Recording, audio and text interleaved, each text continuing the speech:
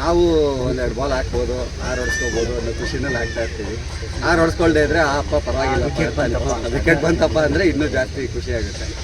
But Ganesh ಅವರು ಹೇಳ್ದಂಗೆ ನಮ್ಗೆಲ್ರಿಗೂ ಚಿತ್ರರಂಗದಲ್ಲಿ ಎಲ್ಲ ನಟರಿಗೂ ಟೆಕ್ನಿಷಿಯನ್ಗೂ ಎಲ್ಲರಿಗೂ ಸೇರೋದಕ್ಕೆ ಒಂದು ಒಳ್ಳೆ ಅವಕಾಶ ಅದು ಸುದೀಪ್ ಅವ್ರ ಮೂಲಕ ಅದು ಸೃಷ್ಟಿಯಾಗಿದೆ.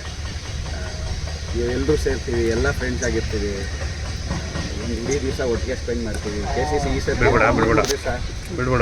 ನೋಡಿದ್ರೆ ನಾನು ಹೇಳಿಲ್ವಾ 3 ದಿವಸ ನಾವೆಲ್ಲ ಒಟ್ಟಿಗೆ ಇದ್ದು ಕ್ರಿಕೆಟ್ ಗೆಲ್ಲುತ್ತೆ, ನಮ್ಮ ಕನ್ನಡ ಚಿತ್ರರಂಗ ಗೆಲ್ಲುತ್ತೆ ಅನ್ನೋದು ಮನಸ್ಸಿನಲ್ಲಿದ್ದಾಗ ಇಟ್ಸ್ ಎ ಡಿಫ್ರೆಂಟ್ ಫೀಲಿಂಗ್. ಎಲ್ಲರೂ ಒಗ್ಗಟ್ಟಾಗಿ ಆಡ್ತಾ ಇರ್ತೀವಿ, ಇನ್ನೊಬ್ರು ಟೀಮ್ಗೂ ನಾವು ಸಪೋರ್ಟ್ ಮಾಡ್ತಾ ಇರ್ತೀವಿ, ಚೇರ್ ಅಪ್ ಮಾಡ್ತಾ ಇರ್ತೀವಿ. So it's a great feeling.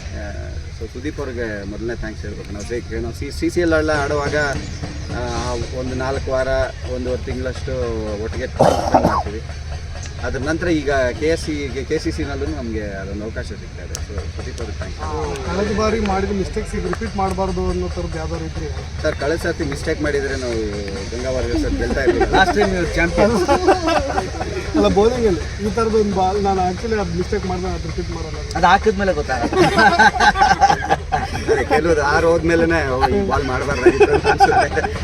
ಅಲ್ಲಿವರೆಗೂ ಹೇಳೋಕ್ಕಾಗಲ್ಲ. ಬಟ್ ನಮ್ಮ ಶತಪ್ರಯತ್ನ ಇರುತ್ತೆ. ಫಿಟ್ನೆಸ್ ಮೇಂಟೈನ್ ಮಾಡಬೇಕು, ಬೇಸಿಕ್ಸ್ ಚೆನ್ನಾಗಿ ಮಾಡಬೇಕು ಅಂತೆಲ್ಲ ಇರುತ್ತೆ.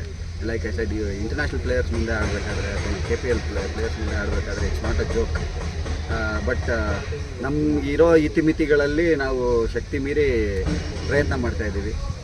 Hopefully it will work. And ಈ ಸರ್ತಿನೂ ಗಂಗಾ ವಾರಿಯರ್ಸ್ ಜೆರ್ಸಿ ಹೆಂಗಿದ್ದು ಹಾಕ್ಕೊಂಡಿದ್ದೀನಿ, ಈ ಸರ್ತಿನೂ ವಿನ್ನಿಂಗ್ ಟೀಮ್ನಲ್ಲೇ ಇರ್ತೀನಿ ಅನ್ನೋ ಭರವಸೆ ಇದೆ. Thank you.